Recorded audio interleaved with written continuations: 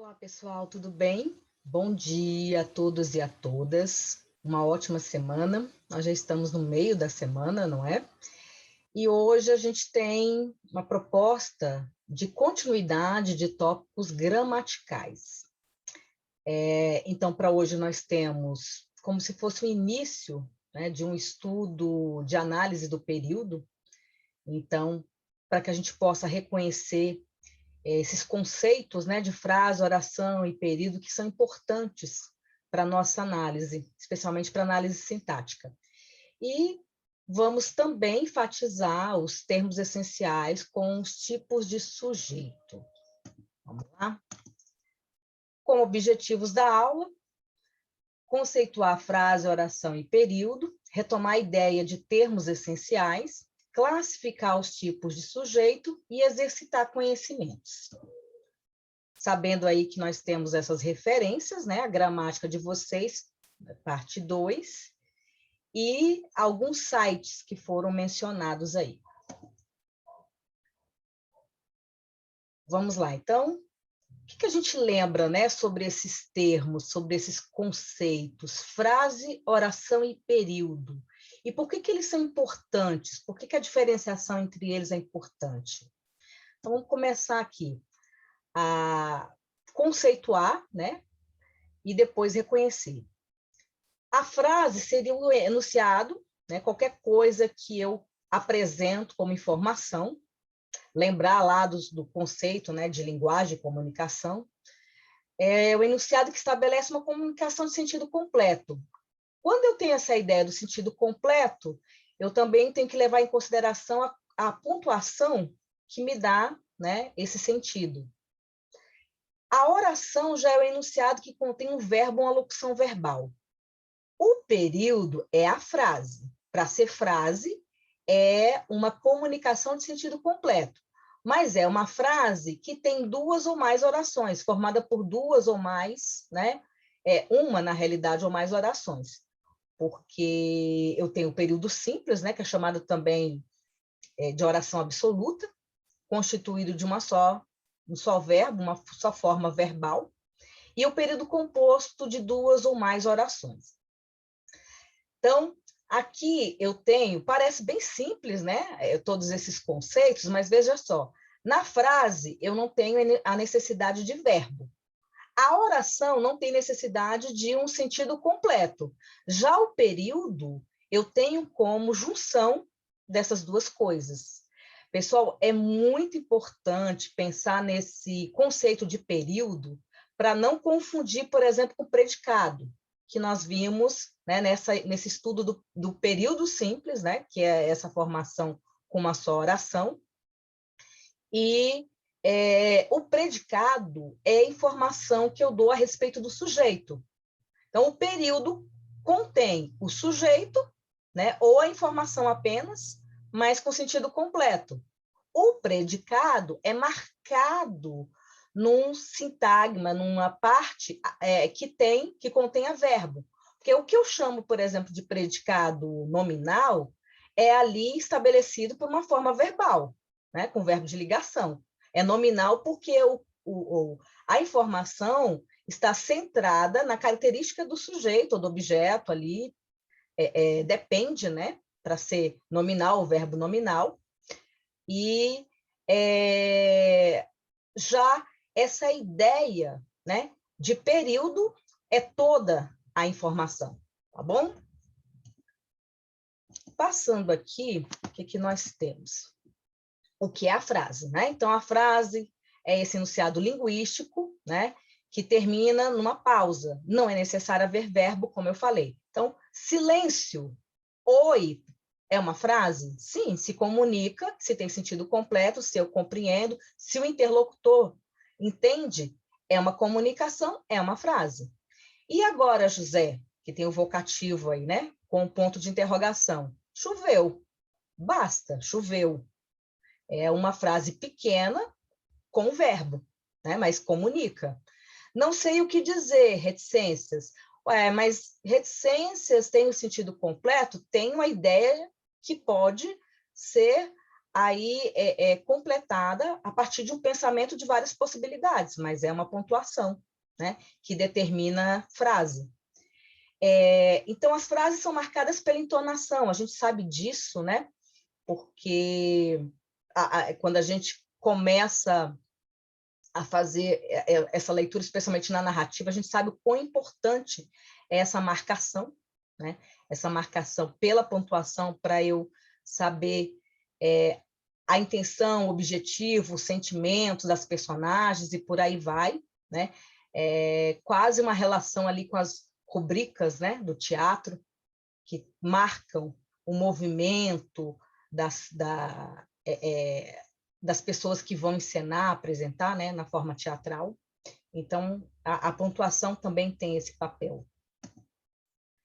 E aí nós partimos para os tipos de frases, né, que geralmente a gente estuda lá no fundamental, é só para a gente relembrar, né, as frases declarativas, né, nós temos afirmativa ou negativa, o curso termina esse ano, o curso não termina esse ano, né, na afirmativa, na negativa. As frases interrogativas, você quer comer? Gostaria de saber se você quer comer. Né? O você quer comer é uma pergunta direta. Eu gostaria de saber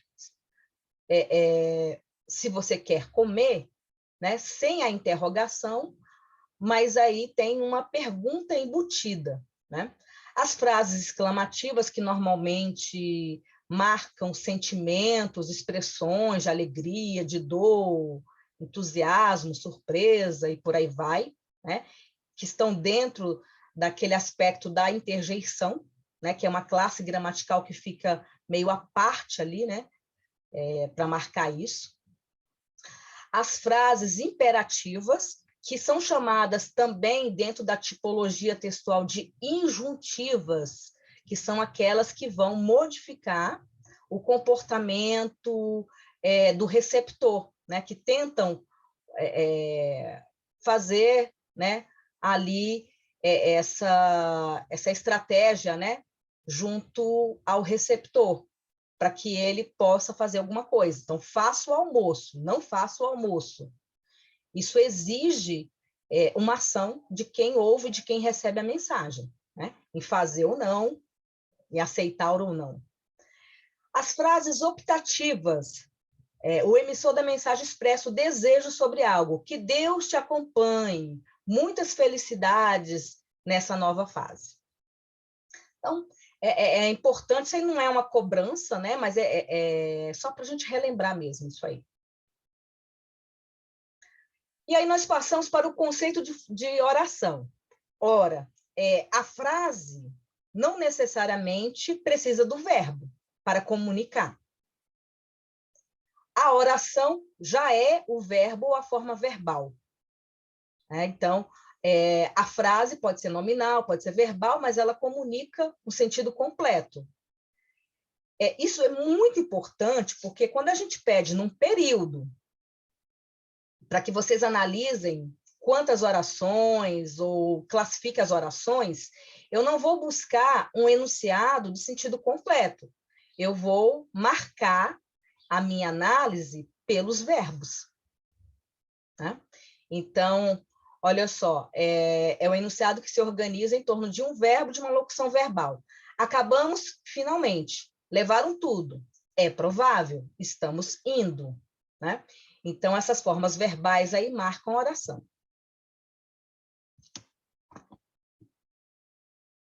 E aí, né, nós temos os tipos de oração, que aqui eu estou tratando exatamente... Quando eu falo de mais de uma oração, né, então eu estou envolvendo um período composto. Entre as orações coordenadas, que são aquelas que a gente estabelece como independentes, e essa independência é sintática e semântica, de sentido e de estrutura. Então, por exemplo, fomos para o Congresso e apresentamos o artigo. A primeira parte da oração, né, fomos para o Congresso, tem o sujeito e tem a informação. E apresentamos o artigo é uma ação a mais. também formada aí pelo sujeito, o sujeito desinencial, daqui a pouco a gente vai falar disso, mas apresentamos o quê? Né? O artigo. Aí, então, eu tenho uma transitividade, eu tenho um objeto, na primeira parte eu tenho deslocamento, todas essas partes estão completas, né? Diferente da oração subordinada, em que eu tenho uma relação de dependência, especialmente aí uma dependência sintática e também, muitas vezes, semântica, né? É possível, esse é possível ainda não comunica um sentido completo. Ela é uma oração, mas eu não estou considerando como período, né? É possível que Lúcia não faça a prova. É possível a primeira oração, a segunda que Lúcia não faça a prova. Que Lúcia não faça a prova, posso ter um sentido, para mim pode fazer algum sentido, né? Mas aí essa segunda oração é introduzida por uma conjunção, né? As orações subordinadas têm essa ideia, né? É introduzida por uma conjunção, um pronome relativo, e eu preciso de uma outra ideia para completar esse sentido. Então, por isso que é subordinada. Os termos essenciais da oração, né? Então, as orações são estruturadas em torno de um sujeito e de um predicado. Os dois são exatamente aí essas duas partes essenciais, né? De novo, o predicado não é período, não coincide com a ideia de período. O predicado é a informação a respeito do sujeito, ou a própria informação, né? O período é toda essa informação completa em torno de pelo menos um verbo. Então, o sujeito aí é o elemento da oração sobre o qual se declara algo, enquanto o predicado é a declaração feita sobre o sujeito. Os alunos homenagearam o professor. Os alunos, sujeito, né? Então, apesar de estar aí no plural, né, representando o coletivo, isso é um núcleo, alunos, né? O termo alunos é o núcleo de um sujeito simples. Homenagear o professor é o meu predicado, é a informação. E aí está na ordem direta, né, na voz ativa, importante também verificar isso aí. E aí, o que é o período, né? O período é a frase, porque tem sentido completo, mas necessariamente em torno de uma oração, ou mais, né? Então, nós temos aí o período simples, formado só por uma oração, agrupada em torno de um único verbo, né? Uma locução verbal, e o período composto, tá? Aqui eu já mencionei essas duas classificações, mas só para fechar melhor, né, esse pensamento aqui com mais exemplos. Então, nós temos, estamos felizes com os resultados. Faltam apenas alguns dias. Talvez eu vá. Essas três frases estão em torno de um único verbo, né, de uma única forma verbal. Tá? Já no período composto, eu tenho essa formação em torno de mais uma oração. Faça como eu pedi. E veja que aqui o período, ou frase, é curta, né? Mas tem dois verbos. Faça como eu pedi, conforme eu pedi. Eu tenho aí essa conjunção com valor semântico, né? De conformidade, de acordo com. Não sei se tenho coragem. Não sei. Primeira oração, se tenho coragem, a segunda. Começou a gritar enquanto ia passando. Então, começou a gritar e ia passando, tá? Então, período composto aí. Vamos aplicar os conceitos nesses textos que eu tenho. São 5 textos que eu vou ler agora, tá? E a gente vai tentar preencher uma tabelinha em que tem algumas questões, algumas perguntas. E eu vou ficar indo e voltando nesses textos para responder, né, a essa tabela, tá? Conforme vocês vão ver agorinha. Mas vamos lá. No texto 1 diz assim, atenção. Já é né, um enunciado. O blog mudou de endereço, né? E depois embaixo tem agora, e dá o endereço direitinho. No texto 2 diz assim, os sinais de pontuação são fatores que constituem a essência discursiva em frases, orações e períodos, e que, tanto na fala quanto na escrita, são preponderantes por revelarem a intenção do emissor. Aqui até o conceito, né, é duplamente metalinguístico, né? Metalinguístico porque está explicando esse conceito e também está explicando o próprio conceito da aula que nós estamos fazendo, né? Então, sobre pontuação, ou sobre frases, sobre orações e períodos, né? Aí, presta atenção nesse enunciado. Terceiro aqui, assim, ainda que estejam dividindo o espaço doméstico com os companheiros, as mulheres têm, na maioria dos lares, maior necessidade de articular os papéis familiares e profissionais, né? Essa é uma realidade e que na pandemia, né, ficou bastante evidente, né?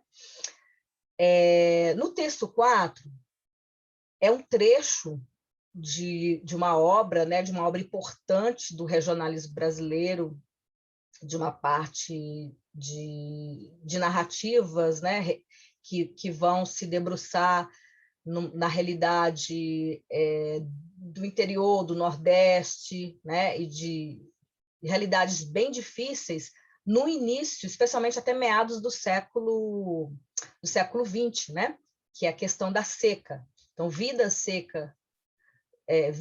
Secas de Graciliano Ramos, que tem ali personagens refugiados desse lugar, né? Que estão sempre em trânsito, buscando a sobrevivência. O pequeno sentou-se, acomodou nas pernas a cabeça da cachorra, pôs-se a contar-lhe baixinho uma história.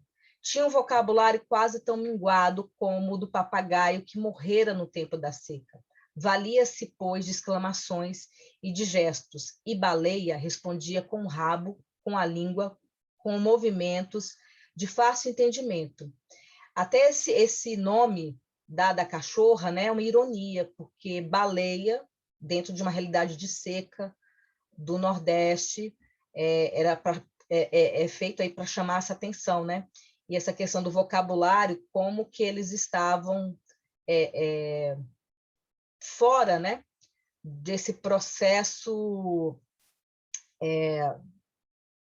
dentro de um processo realmente à parte, né, da sociedade, porque além da pobreza, né, essa pobreza acabava tendo como consequência a própria incapacidade de comunicação, de comunicar algumas coisas, sentimentos, né, vocabulário minguado, quer dizer, um vocabulário pequeno, pouco, né, insuficiente para dar conta ali dessa realidade deles.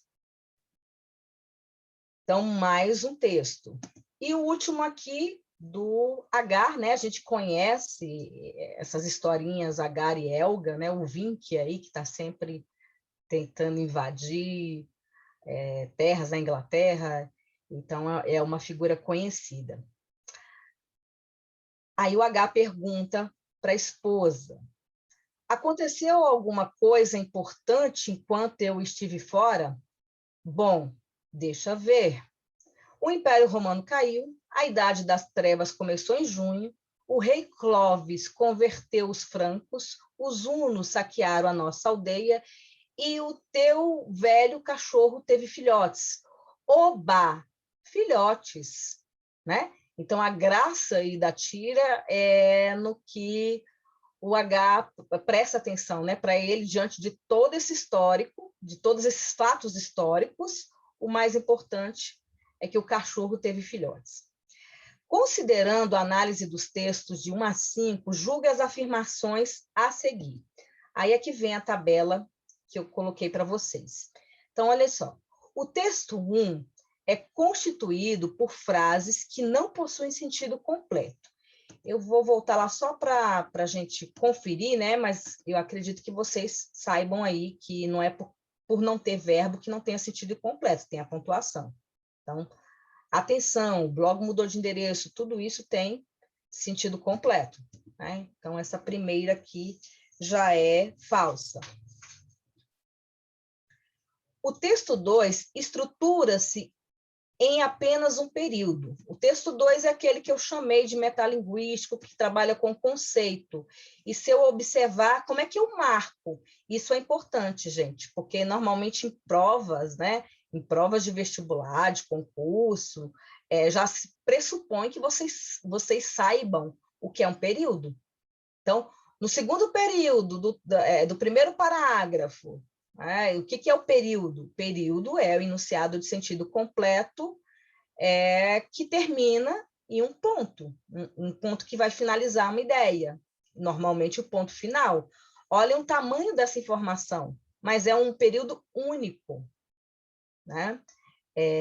Eu só tenho aí um período, né? Esse período grande como está, né? Provavelmente é um período composto, mas é único para fins de análise. Então, verdadeira. O primeiro período do texto 4 apresenta 4 orações. Vamos voltar lá e contar as orações.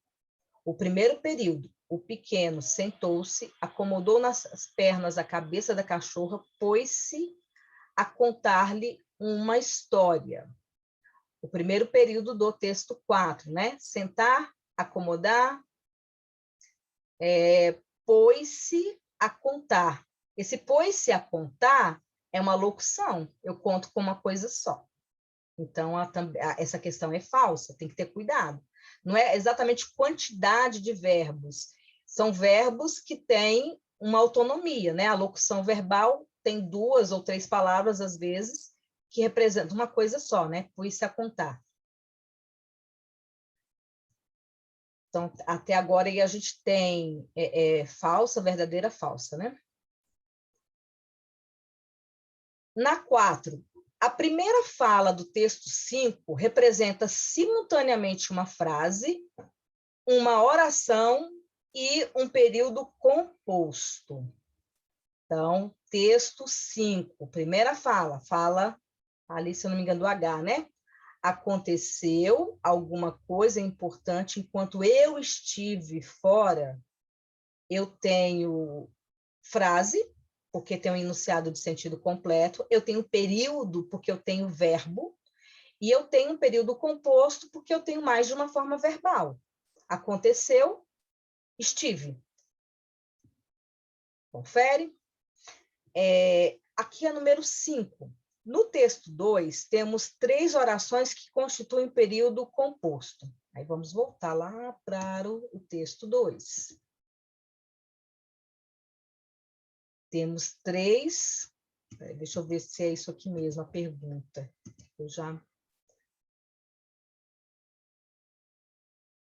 No texto 2, temos três orações que constituem um período composto.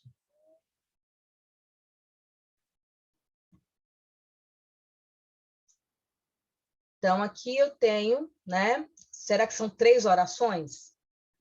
Os sinais de pontuação são fatores que constituem 2, né? Essência discursiva em frase, oração em que tanto na fala quanto na escrita são por revelarem. Eu tenho mais de 3. Né? Então, a questão não está correta. A segunda fala do texto 5 apresenta um único período, pois as reticências equivalem a vírgulas.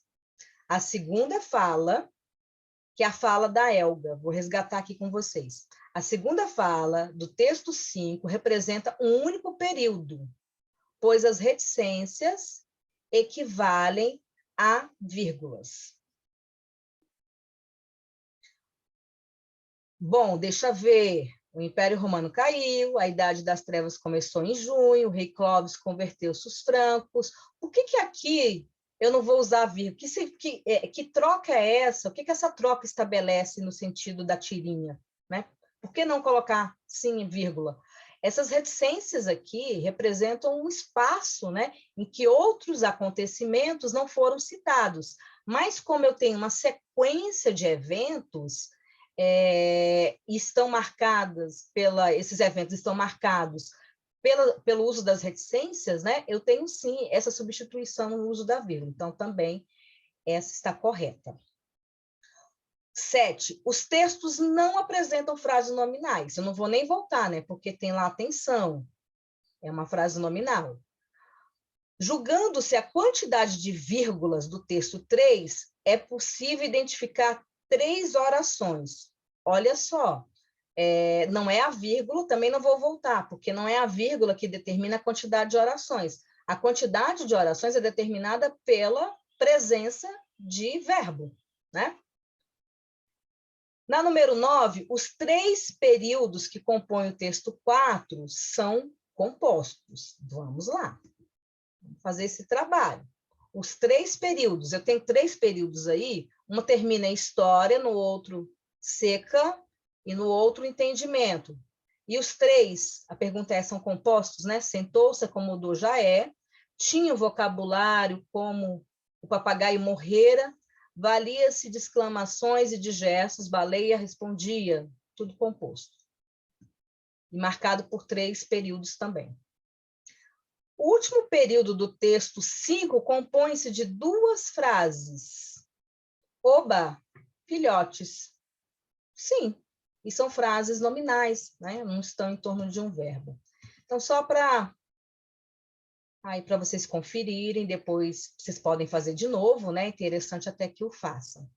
Agora eu passo aqui para uma parte de sujeito, mas antes da classificação, né, de tipos de sujeito, mas antes eu tenho aqui o que a gente chama de mapa mental, né, que vocês podem fazer e é um recurso muito bom para estudar, né, para prova, para memorizar, para gravar melhor alguns conceitos. Então, o conceito de frase, de oração, né, e aí o período, que pode ser simples, a partir de uma única oração, chamada oração absoluta, é interessante gravar isso, e o período composto.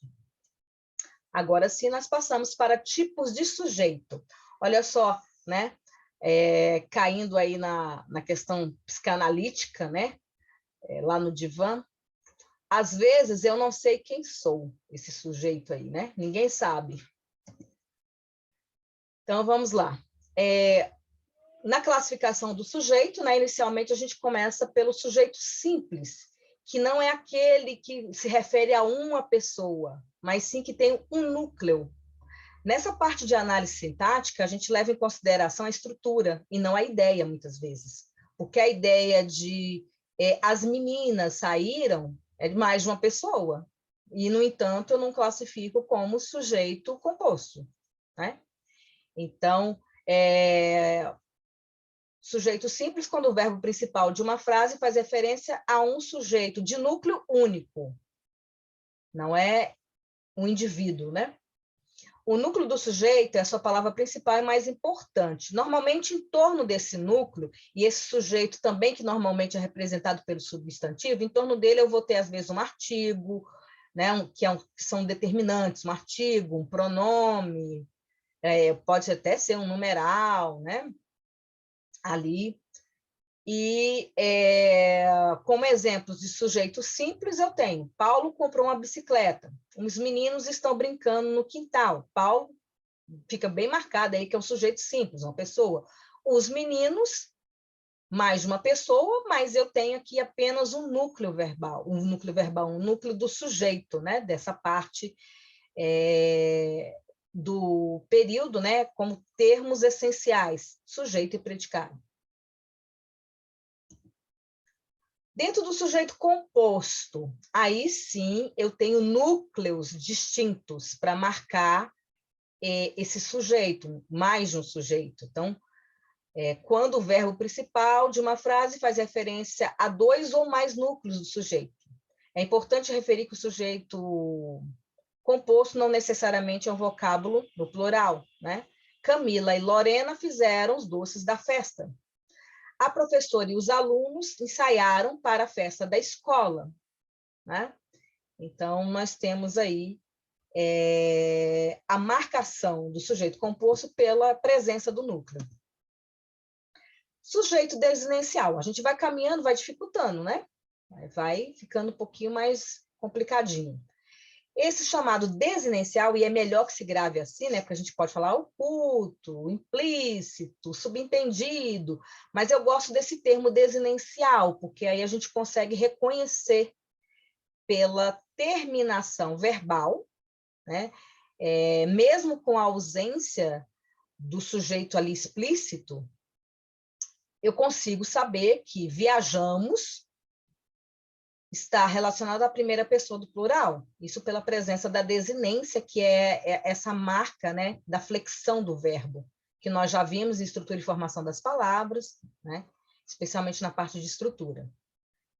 Então, a desinência consiste em elementos no final da palavra que permitem identificar a pessoa verbal a qual ela se refere, né? Então, ao analisarmos a flexão verbal, estamos, por exemplo, observamos o seguinte: mos, desinência, número pessoal, indicativa da primeira pessoa do plural, só para reforçar o que eu já coloquei para vocês. Então, alguns exemplos. Estamos muito orgulhosos de você. Nós, primeira pessoa do plural. Deixei minha chave em casa. Deixei está, né, no indicativo e pela terminação aí eu sei que se refere ao sujeito, à primeira pessoa do singular. Eu deixei. Mas ambos estão implícitos aí, o nós e o eu. Bem, aqui tem uma outra classificação e a gente tem que começar a ter mais cuidado ainda, né? Então, essa classificação, aqui diferenciando determinado e indeterminado, né? Esse determinado acaba abarcando também a ideia de um sujeito simples e composto, se eu conseguir identificar ali. E o indeterminado é aquilo que eu não consigo, né, identificar como pessoa, se é no singular, no plural, quem é exatamente essa pessoa do discurso.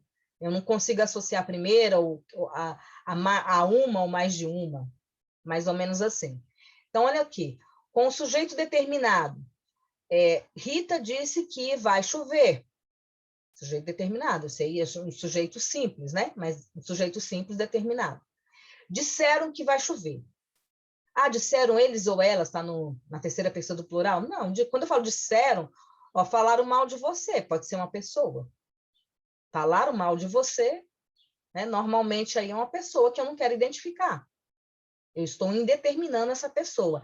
Isso é muito diferente do oculto que a gente consegue marcar e localizar pela desinência.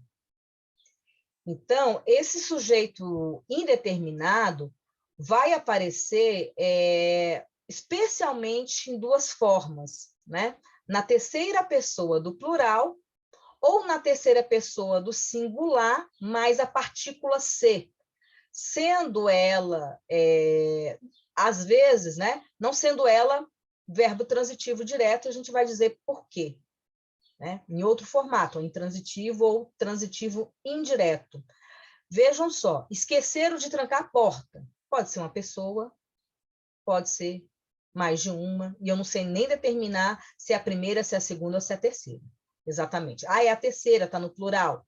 Mas volto a dizer, quando a gente tem esse enunciado, não necessariamente diz respeito a mais de uma pessoa. Precisa-se de vendedores. Quem é que precisa-se? Né? Eu estou colocando o C aqui só para a gente não... alguém precisa. Se alguém precisa, é determinado. Não. Né? Esse precisar não está determinado. Para que pessoa é? Se é um nós, se é uma primeira do singular. Tá? Então, é aquela estrutura que eu falei. A primeira estrutura, a terceira pessoa do plural. A segunda possibilidade que está aí é a terceira pessoa do singular, mas a partícula ser, dentro de uma construção de verbo transitivo indireto. Né? O objeto indireto aí de vendedores. E um outro sujeito também indeterminado, né, que a gente tem que prestar atenção, é essa construção de infinitivo impessoal aí. Era penoso estudar todo aquele conteúdo. Para quem? Era penoso. É triste assistir a estas cenas tão trágicas. Né? Também vale aí como essa ideia de indeterminação.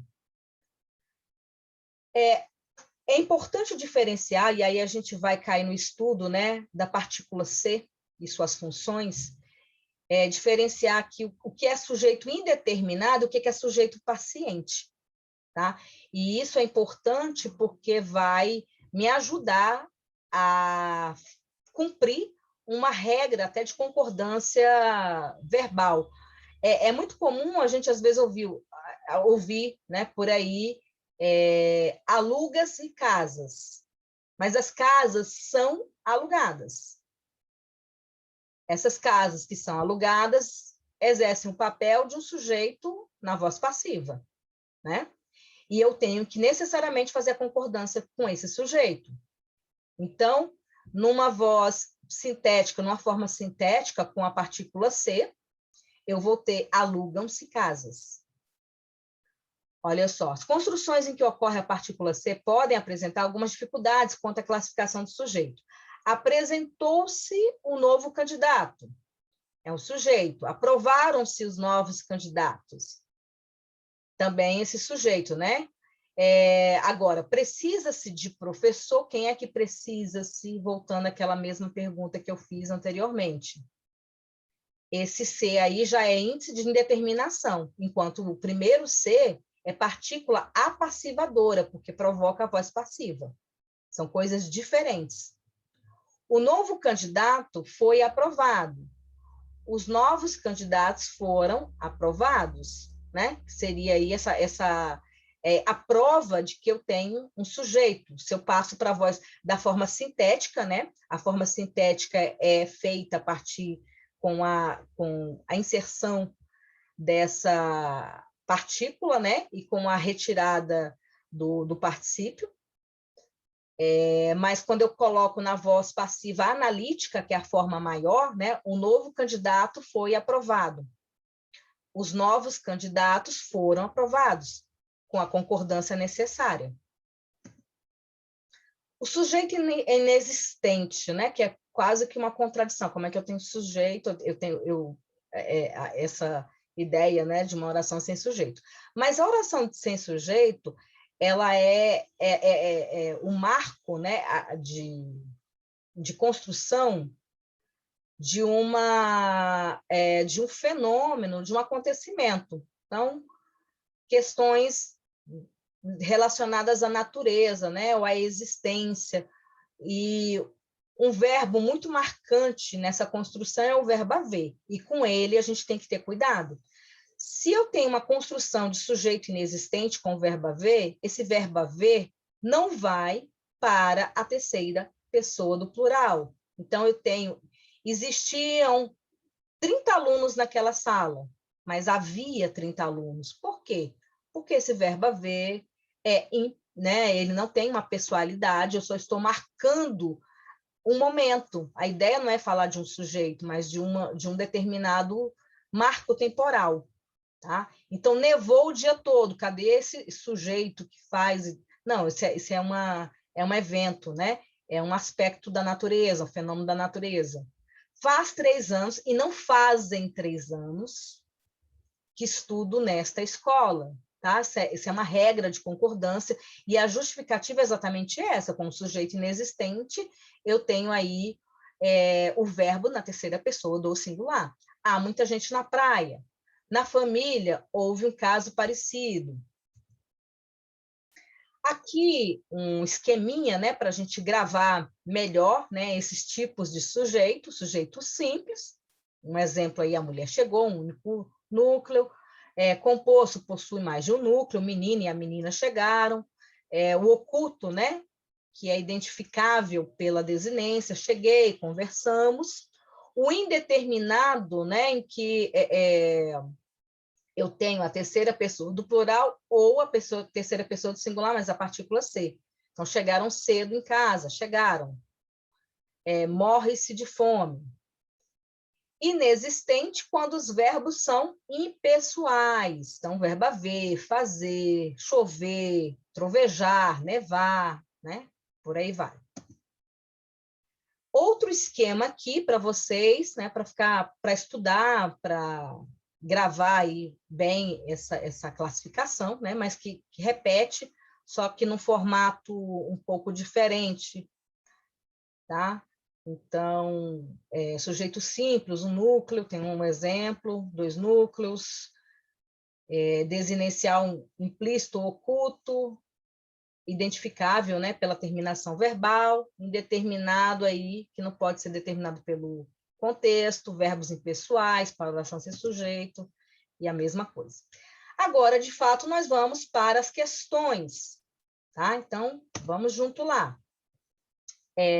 Nesse trecho aqui, que é de uma obra muito famosa, né, de um russo, do Dostoiévski, Crime e Castigo, que é uma situação dramática, né? O nome Crime e Castigo aí não é um eufemismo, né? Realmente tem esse acontecimento e uma descrição, né? Um trechinho da obra. Não havia um segundo a perder, tirou o machado de sobre o capote, levando-a às duas mãos e com um gesto seco, quase mecânico, deixou cair na cabeça da velha. Suas mãos pareciam-lhe não ter mais forças. Entretanto, readquiriu-as assim que vibrou o primeiro golpe. A velha estava com a cabeça descoberta, como de hábito. Os cabelos claros, grisalhos, escassos, abundantemente oleados, formavam uma pequena trança presa à nuca por um fragmento de pente. Como era baixo, o golpe atingia nas têmporas. Deu um grito fraco e caiu, tendo tido, no entanto, tempo de levar as mãos à cabeça. Questão 1. No trecho, deu um grito fraco e caiu, o sujeito dos verbos destacados, né? O sujeito é composto, quem deu um grito, né? A inexistente, é desinencial ou é indeterminado, né? Quando eu falo deu um grito, e eu sei, né, que foi citado anteriormente o termo, né? Então, aqui eu tenho desinencial, tá? Então, pois subentende-se a conjugação do verbo com o pronome ela. Na próxima questão, eu tenho das orações, pede-se silêncio, a caverna anoitecia aos poucos, fazia um calor tremendo naquela tarde. Nessa sequência, esse pede-se silêncio, o que é? A tendência é a gente achar que é um sujeito indeterminado, né? Só pela partícula C aí. Cuidado. Silêncio é pedido. Sujeito simples. A caverna anoitecia aos poucos. Sujeito simples. Fazia um calor, marca de tempo, de acontecimento, de evento natural, inexistente. Então, letra E. Ou E, né? Como as pessoas falam. Próxima questão, terceira, que é um fragmento aí de uma obra, né? De um conto, na realidade, da Lígia Fagundes Telles, Tarde no Planeta, no livro A Disciplina do Amor, texto adaptado.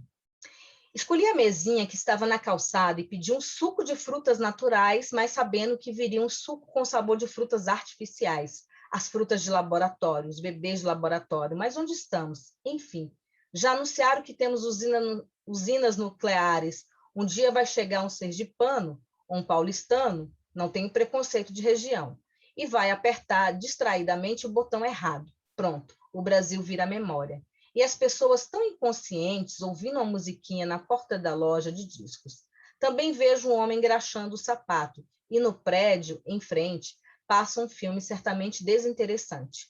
Noto que apenas um casal está na fila do cinema. Vejo também um velho com um netinho jogando migalhas para os pombos. Chovem propagandas de produtos comerciais poluindo a paisagem. Era bom antes, lembra? Quando as paisagens eram limpas, mas agora é tarde no planeta. Isso é um conto assim, que tem um aspecto saudosista, de análise, de reflexão sobre o comportamento das pessoas, né? Que é bastante típico aí dessa autora.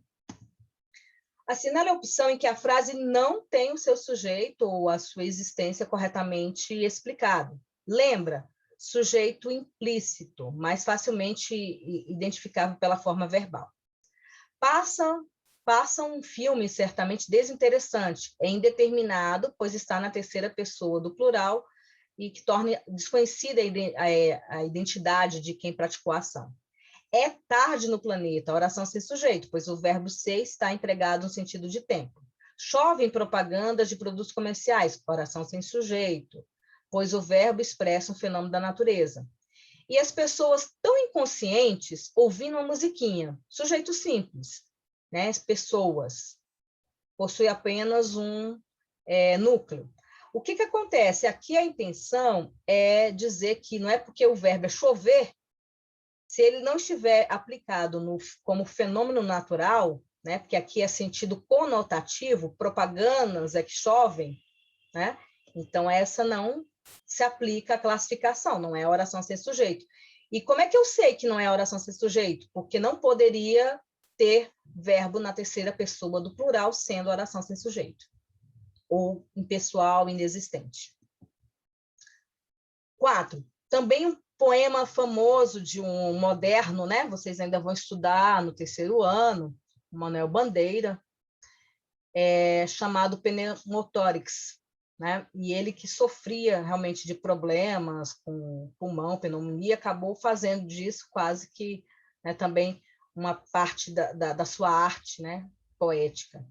Febre, hemopítise, dispneia e suores noturno. A vida inteira que podia ter sido e que não foi. Tosse, tosse, tosse. Mandou chamar o médico. Diga 33, 33, 33, 33, respire. O senhor tem uma escavação no pulmão esquerdo e o pulmão direito infiltrado. Então, doutor, não é possível tentar o pneumotórax? Não. A única coisa a fazer é tocar um tango argentino. Então, na falta de uma solução para a doença, aproveite o que tem, mais ou menos aí. Essa é a ideia. Assinale a alternativa em que está correta a classificação dos sujeitos das duas orações acima destacadas, né, anteriormente destacadas na realidade aí. Que eu tenho, deixa eu ver aqui. Sujeito indeterminado. Na primeira oração, sujeito indeterminado. Na segunda oração, sujeito oculto, que pode ser representado pelo pronome tu. Na primeira oração, oração sem sujeito. Na segunda oração, sujeito oculto, que pode ser representado pelo pronome tu. Na primeira oração, sujeito oculto, que pode ser representado pelo pronome. E oração sem sujeito. Na primeira oração, o sujeito oculto, e na segunda oração, o sujeito oculto, que pode ser expresso por senhor. Aqui, a gente teria que voltar, eu não estou com os verbos, né, destacados. O senhor tem, seria aqui uma delas, não é possível. E, né, na primeira oração, sujeito oculto, que pode ser representado pelo pronome ele. Da segunda oração, oculto pelo senhor. Voltando aqui, mandou chamar o médico, diga 33. O senhor tem uma escavação no pulmão esquerdo. Então, doutor, não é possível tentar o pneumotórax? Só que aqui acabou que ficou, nós não marcamos, né?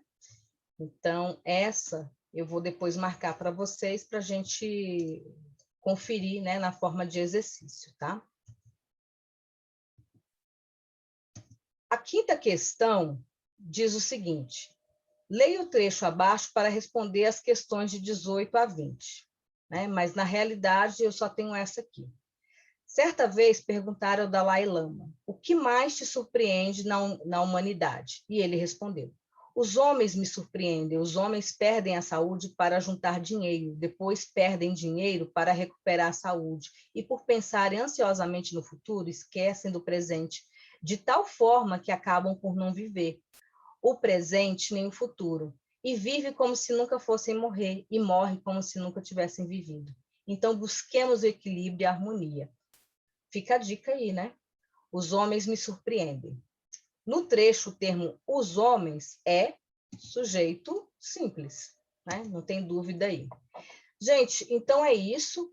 E essas falhazinhas que aconteceram aqui no exercício, né? Depois eu vou marcar nos slides e vocês terão, na realidade, uma sequência maior dessas atividades relacionadas à gramática, tá? Tanto a frases, né, o estudo de frase, oração e sujeito, quanto aos termos essenciais, que são, né, o sujeito e o predicado, como nós já trabalhamos o predicado nominal, verbal, verbo nominal, hoje o foco foi a classificação, só para a gente relembrar. Então, eu termino aqui com ele, Drummond, né, que diz o seguinte, continuando aí essa via de pensamento, de reflexão do Dalai Lama, né? O importante não é estar aqui ou ali, mas ser. E ser é uma ciência delicada, feita de pequenas observações do cotidiano, dentro e fora da gente. Se não executamos essas observações, não chegamos a ser. Apenas estamos e desaparecemos. Né? Se parece muito com a última reflexão que nós lemos também na atividade. Então é isso. Obrigada. Até a próxima.